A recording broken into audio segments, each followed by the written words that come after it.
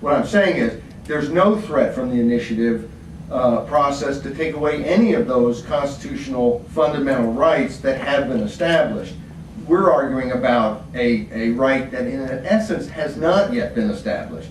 However, the other side of that is that this is an issue that I think the public is moving, and it's moved this way and that way, but generally I think in your direction. And as much as I don't like when I lose a vote, I think sometimes there's a process, and it's painful, and it doesn't mean that the public can't be wrong and that the policies they implement can't be harmful. They can, and it's a problem.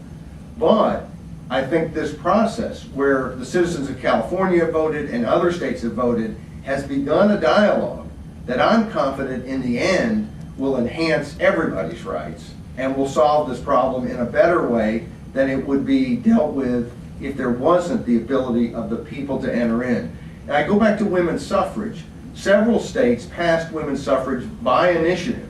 Arizona was one of them. It failed several times before it passed. And I think there was a fundamental difference between having the public have to go vote, having men go to the polls and vote yes or no on whether women could vote, I believe created some questions in the minds of men that would not have been created if it would have simply been the legislature deciding again and again not to let women vote. And so I think the fact that people go to the polls, consider these issues, and vote, in the end leads us to a better public policy than if somehow they could just slough it off to their legislators and say, you stop women from voting, or you stop gays from being married.